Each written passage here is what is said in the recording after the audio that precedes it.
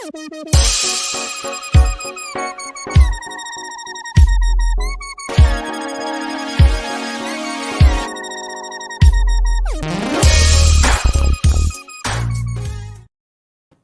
back to another episode of the On Deck Circle podcast, brought to you by the Fantasy Six Pack. I am your handsome host, Nick Zaniboni. You can find me on Twitter at nzaniboni93. Jason, come on in. We need a party before Dave comes in because he ruins everything. How are you, buddy? Good, man. How are you? Before you hit me with your question of the day or the week or whatever, I want to ask you a question. Oh, boy. Little reversal on you, all right? Nothing crazy, but so of the dynasty leagues that you play in, are any of them head-to-head? Yes. Okay. Do you prefer head-to-head or roto? Head-to-head. I don't understand roto. If we're being completely honest, I don't know how 30 Rock actually works. Shut the fuck up. No, like Devereaux, Jake asked me to join, and I was like, yeah, sure. I have zero idea how to gain points. I'm pretty sure I've been stuck on the same point value. I'm choosing my lineup, but I don't actually know how roto works. This is awesome. I'm so glad I brought this question up. I'm just wondering because I've seen some. It's been a little bit of some hot topics on Twitter lately. You know, how many people like head-to-head versus roto. Yeah. Majority of my leagues are roto, but I only have one head-to-head league, and I like it. So I was just wondering, what your thoughts on the different formats were. And is yours a head-to-head points or head-to-head like categories? Cats. Okay, same here. Yeah, I literally it's very funny because I've been meaning to ask you guys what it means, but I'm too uptight about it. So maybe the next time we have like a show that we don't really have anything, it can be like explaining roto. Okay. We need Dave's opinion on this shit. I do not want to bring him in. So, producer, do not put Dave in. Just going to be Jason and Nick tonight. It's just Jason and Nick tonight. Oh, damn it. There's the producer. Fuck. How do you not like roto is so simple? I don't understand. But this is also coming from a guy who his dog has an Instagram account and he has no idea if he had a YouTube account. So that another fun fact. Six Pack has now gained a subscriber thanks to our handsome host. Yeah. Oh yeah, me. Yeah. What a douche. You should. You don't even know how the league works. Well, that explains your spot in the standings. Yeah. I'm 24th for like maybe 24 straight months. I've never gone up, I've never gone down. I'm pretty sure it's just the same number. Oh man, I think I've spent most of the year inside the top 10 again, but I never can crack the top 3. I think I stick around anywhere between like 4 and like 10. Like, how do you get a number? Like, how do you get a point? Well, listen, for another time, okay? Maybe next week we'll have a how does roto work for Nick, because it couldn't be simpler, really. Maybe get him one of those. Maybe one of your. Maybe take a break from the DFS Daddy quick hitter one day just to explain to Nick how roto works. Maybe a book like Roto for Idiot, because I'm the only one that doesn't get it. Put you on the cover. Yeah, just. All right. Well, let's get down to work here, boys. Nick, what do we got for a Dynasty Court topic this week? All right, ladies and gentlemen. This is actually, I'm hoping to get advice from my two men up here. I am a proud and sad owner of one Bryce Harper in my main head-to-head league, because head-to-head is the only thing I understand. That's probably questionable to do, but yeah, I know. So I want to know, are we buying or are we selling Bryce Harper after the news? I believe it was a broken thumb. It looked, the whole scene was pretty much a scene. Yeah. But he's supposed to miss at least 6 weeks, which brings us pretty much into late August, right? Mid to late August. And that's on like the more optimistic side. So I don't know who has what, but I'm going to start with Dave. Do you have buy or sell? You have 1 minute. Actually, I'm going to give you 55 seconds. Go. So I am going to advocate for selling Harper. The first thing is he's pretty much gone for the majority of this year. And even when he does come back, he's got a thumb injury. And the thumb is going to, I think, really hamper, his swinging. So even when he comes back, I would imagine we're going to lose some power. Now, granted, that'll probably be all forgotten come next season, when he'll turn 30, which isn't old. But in Dynasty, if I can turn around, I can flip him for a whole variety of guys. And I'll run through some guys that I have below him that if I could trade for that individual. Can you not? Can I not what? Don't run through names. I'm going to run through names. My time is up. That's why I did it. No, I didn't want to run through names now. I meant later. Okay. That was just our opening statement. Jason, go. Yeah. All right. For my opening statement, Nick, do you want a 29-year-old outfielder, 2-time MVP, a Rookie of the Year, a 6-time All-Star, a 2-time Silver Slugger, and just one of the top baseball players in the league right now? Talking about Bryce Harper. He's had 2 seasons which had an OPS of over 1,000. He was off to a great year this year. He's out 6 to 8 weeks, like we talked about. But however, if you play in a roto league, every day, every start and every game counts. So even those last 6 weeks of those kind of statistics will benefit you this year, as well as, this is Dynasty we're talking about here. So we're talking about a perennial all-star outfielder, top 10 arguably at the position. And yeah, that's my 1 minute. So all right, it is great. All right, Dave. So what I have done is I prepared an offer for you, and you are going to sell me on that offer. Okay? As far as a buy or a sell? Because if I'm trying to sell him, no, you're trying to buy. So you're telling me why to not take the offer. Does that make sense? I mean, no, Dave is selling. Yeah, but it depends. Like if you were to tell me, hey, I can get Shohei Ohtani, Mike Trout. Yes. Well, yeah. No, I'm going like a realistic thing here. Nick wants us to judge his offers he's getting for Bryce Harper live on. Give me your offer, and I will give you my honest opinion. I can't promise you it's going to be a sell because that wouldn't be fair. Okay. Nick Castellanos. Okay. And Robert Hassel III. That's not a bad offer. Let me see exactly where I have Castellanos ranked. This is one that I just made up. This is not a real offer that I received. Oh, but that is a decent offer. Oh, I know. I did a good job, guys. I did some research. Let's see, Castellanos and Hassel. Let me see. They're both the same age, Castian. Yeah, man, that's a tough one. I think it depends on a little bit of your team, but you're getting a win now piece in Castellanos to directly replace Harper, and then you're getting a long-term asset in Hassel to ultimately replace Harper.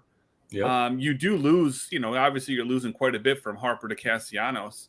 I love Robert Hassel. I've seen him play a lot live here in the last month. I think that is a trade that if you were trying to win now, for sure, I would take that trade. Okay. Thank you, Dave. Jason, I do have a question for you. Okay. Because you are doing what? Buying. I'm buying Harper. Okay. So are you a win now team or a? Yes. Okay. So I'm going to give you an offer from a win now perspective. Okay. So you're getting Harper, but you need to trade. Do you value pitching or? Just give me. Okay, fine. All right. I have a lot of things. Shoot it straight here. All right. Kirby and Starling Marte. Yeah, I'll give that up all day. Really? I wouldn't touch that. I wouldn't touch that. Wow. Yeah. I would not touch that with a 10-foot pole, Jason. You're basically trading Harper for Kirby.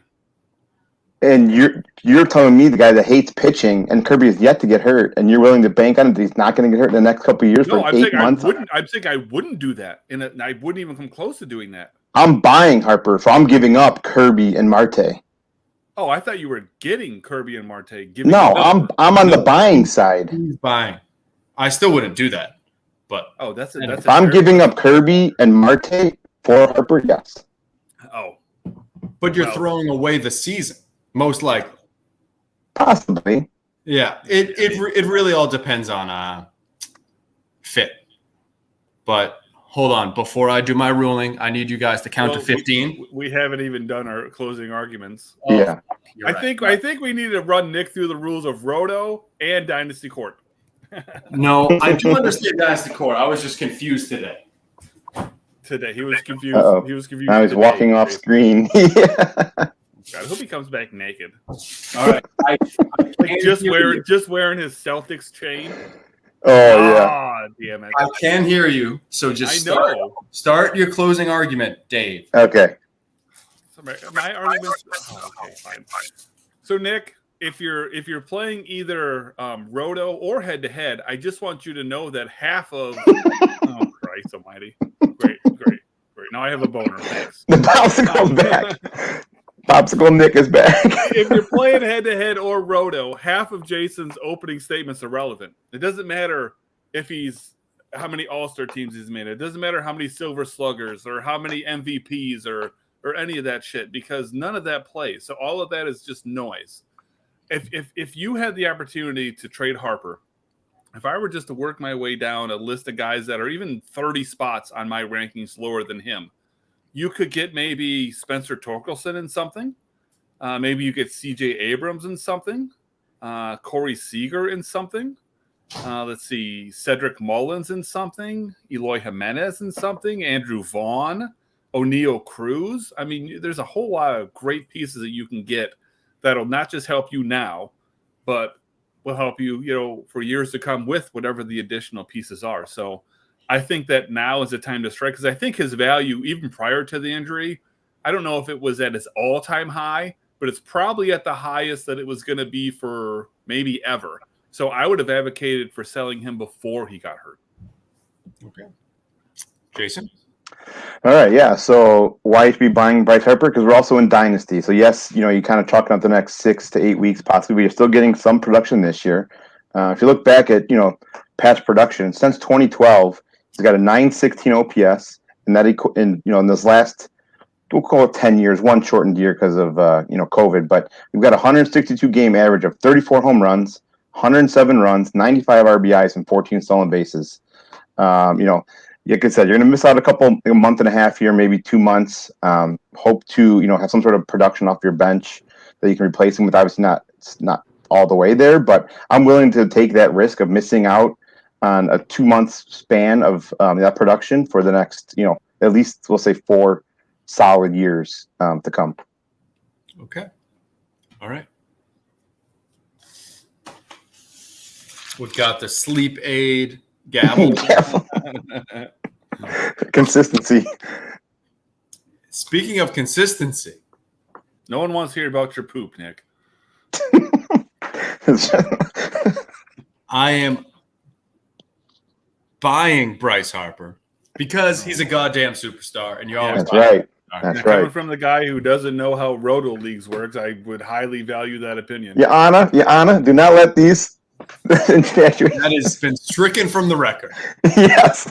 Objection. That's hearsay. Nick, while I don't like your opinion on Bryce Harper, I do like something. Down on the farm. Alrighty. It is my week again. And do you know how hard it was for me not to pick a Red Sox this week? I just needed to be less predictable. And I went with a Miami Marlin of all You should have went with a Yankee if you want to be less predictable. No, sir. We're going with Troy Johnston. He is a first baseman for the Miami Marlins in Double-A, which is the Pensacola Blue Wahoos, which is a fantastic team name. I have a melting popsicle.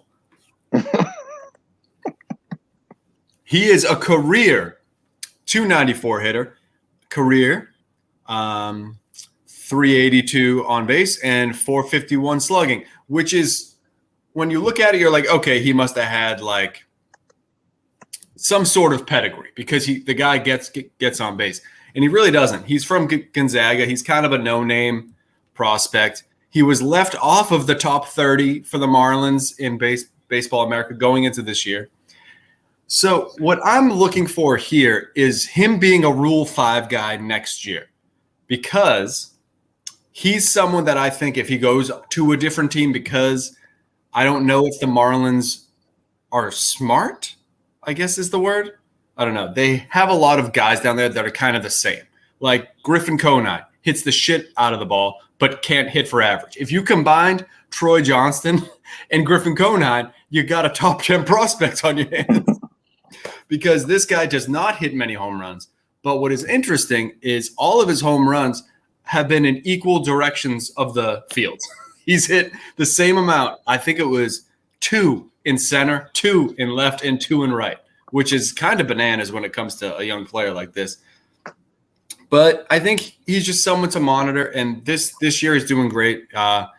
Pretty much just his like career average. He's got 297 again, but for this season, 358 and 464. Someone that I've recently found out because Jason sent us something bragging about one of his down on the farms making some like MLB pipeline list, and then this guy was on it. So then I put him on my radar. Yeah, good find. Listen, I hate to say this because on the scheduled tweet that I have him tagged. I highly doubt he'll watch this. However, if he does, I pre-apologize to him and his family for just simply saying that, no, it's not that big of a deal. He's just kind of not a big deal. He's what we call a jag. He's just a guy. Yeah. So, I mean, if you have a deep team, or I'm sorry, a deep league like Nick doesn't understand, like a 30 Rock team, he would be more than serviceable as somebody on the bench as an off chance that he produces. At the big league level, and you can not know how to utilize him in your lineup. Mm-hmm. But I mean, it's not a guy I would be rushing out to trade for or anything crazy like that. And whatever league you're playing in, he's probably not a roster consideration, but it is a neat name. It's a name. I appreciate that it wasn't he's the guy you throw on the watch list. You throw him on your watch list. You just monitor. Yeah, because I mean, you never know. You never do know. He's a little bit old. He's 25. So, that's, I'm sure, got a little bit to do with things. But once you get to Double-A and above, I start to, put some stock into your stats. And his stat line is fine. Like you said, not much for power necessarily, but he does have 41 RBIs. Yes. So in 60 games, that's pretty damn solid. Now, I don't know anything about the league he's in or the team he's on. That could just be a crazy good offensive team. So his numbers could be inflated. But either way, I mean, the numbers aren't bad. Yeah. Just the name to monitor. Any thoughts there, Jason? Jason's like, no, sorry. I kind of echo what you said. Yeah, it's a 17th round draft pick. I think they're kind of like what the Marlins are thinking too, just hoping to, maybe he might catch on. College bat, putting him through the low A's, which is kind of strange. They give him like 96 games at high A last year after college, so that's kind of strange too. But I mean, nothing with the power, but the context there, so that's good. All right, so next thing I want to talk about here, I'm actually going to start with Jason when I get to it, because I don't really care about Nick's biased opinion on this one. But Clay Holmes has obviously filled in extraordinarily well for Aroldis Chapman. I mean, well enough that a guy who for, years was considered, an elite closer, and I know he hasn't been the same person, lately, but, he's performed so well that he very well may continue the job even when Chapman comes back and being healthy. And he's now in my top 500 dynasty rankings. He got a pretty decent bump. He's up to 360, which is still behind Chapman, just for what it's worth to you. But what do you think, Jason? If you held Clay Holmes in a dynasty league, would he be someone you're looking to hold on to, or somebody you're looking to sell, or vice versa? If you didn't have him, is he a guy that you may be interested in trying to acquire? Sure. So let's talk with the some of the good stuff here. This year he's been on fire. If you look at the expected stats, he's in the 100th percentile of xWOBA, xERA, x batting average, x slugging, 98th percentile in barrel rate and chase rate. He's only given up 2 earned runs all year. He's only blown 1 save opportunity. His 1.11 Sierra leads all qualified relief pitchers. However, we are talking about a high leverage relief pitcher. He relies very heavily this year on his slider. After the last couple of years, he's become almost too reliant on the slider. Right now, he's throwing that slider 80% of the time.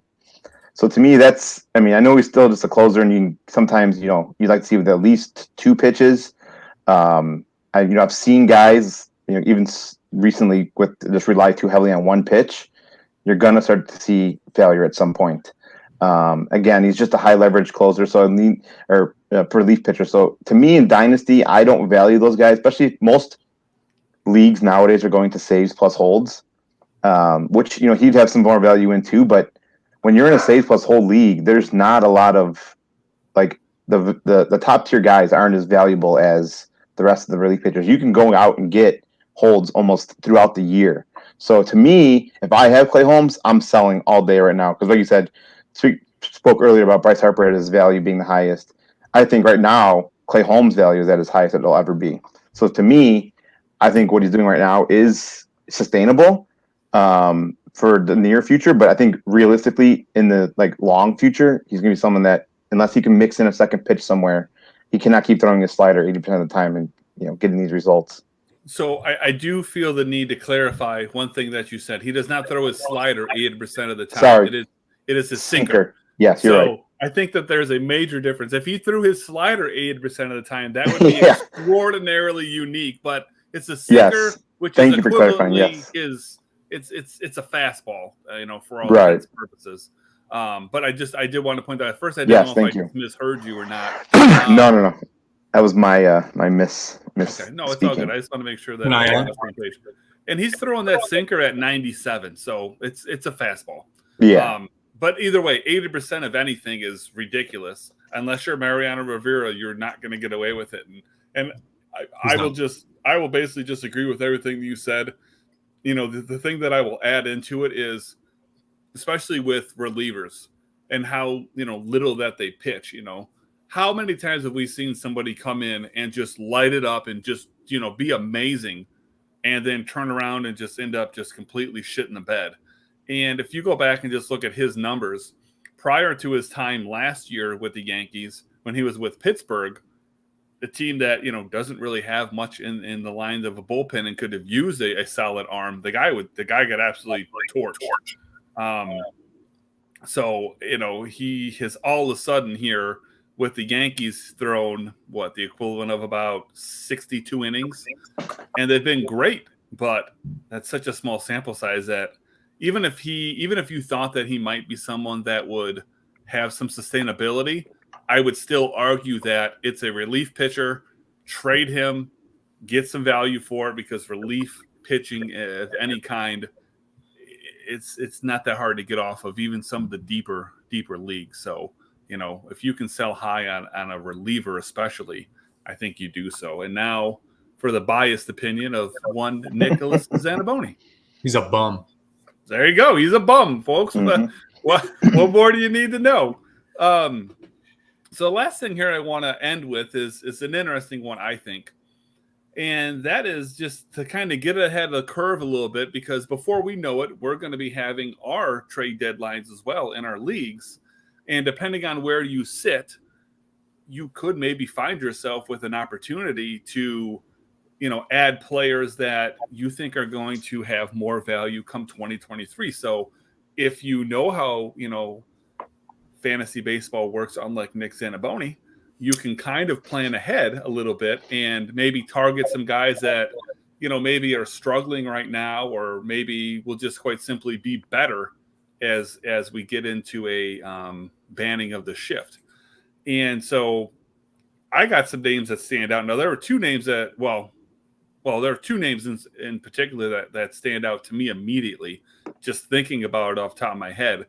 And, the guys that I think that this mostly affects is power lefties. I think that that's where the shift really, really hurts people, if you will. And so the first thing that comes to my mind without even having to think about it is Joey Gallo. Yep. And Joey Gallo is having such a rough time in New York, and his value is got to be the lowest that it's ever been. Now would probably be a pretty decent time to go out and inquire about Joey Gallo because he stinks. He stinks, but he should be better in 2023. Yes. There was a point in time not that long ago that Joey Gallo was considered a pretty damn good player, especially if you're in an OBP league. You probably really have some serious interest in Joey Gallo. So that's kind of a looking forward thing. Some other guys that stand out to me, I think Austin Meadows, my Tiger. I think that he could see a huge jump. A guy like Anthony Rizzo, Jason, I could see him making a huge jump. And then another guy that's on my list, Kyle Schwarber. I actually think Bryce Harper. I could see Bryce Harper getting an increase as well. And then the last guy that I got that comes to mind is Gary Sanchez. I could see his value also skyrocketing with the banning of the shift. So those are the guys that I have on my radar that, depending on the league that you're in, really could be a trade that you do simply eyeing 2023 and the rule change. Anything that I didn't mention there that you guys want to bring up, or anybody that you want to continue on, Jason? I mean, not specifically, but I think just looking forward, I mean, if, this does go in fact, they ban the shift, I think you might feel a bit more emphasis on, pitching, maybe the top tier guys that, pitch away from contact might become more valuable as, I'm sure BABIPs will rise, as will batting averages.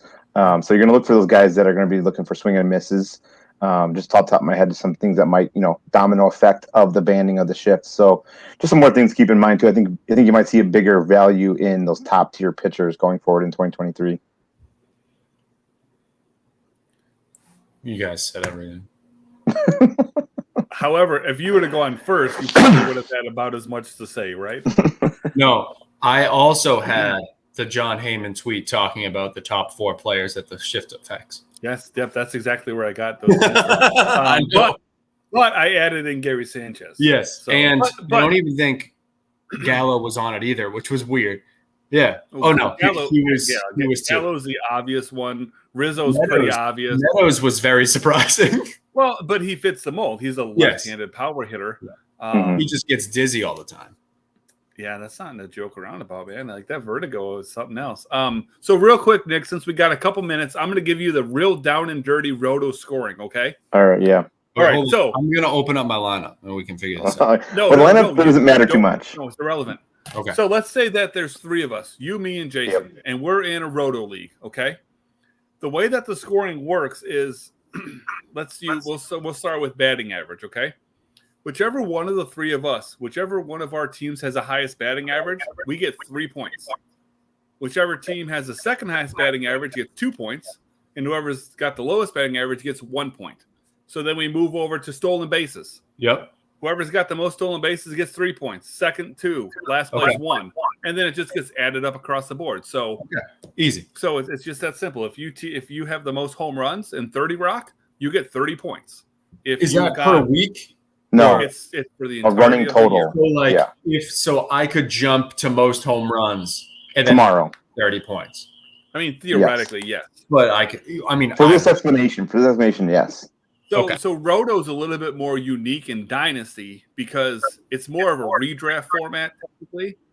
Because what would happen is, let's say that you've got a team that is just, absolutely just you've got 300 home runs for the season, and the next closest person has 230. Right? You're gonna win home runs. So what you would look to do is you'd look to say, okay, which home run hitter can I most afford to trade, and because then what category am I doing the worst in?